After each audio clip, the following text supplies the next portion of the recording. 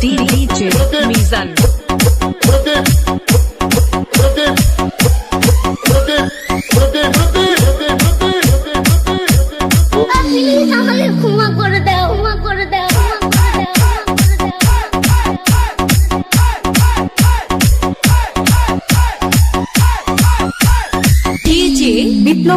বিপ্লব ভাই বুঝছে না উনি মনে করছে অন্য হুজুর সেটা দিয়ে বইয়া থাকে ও বয়াত থেকে হুইতালা নেই চিন্তা কর না বইয়া থাকে ঘরে কইতাস আরো কিছু কথা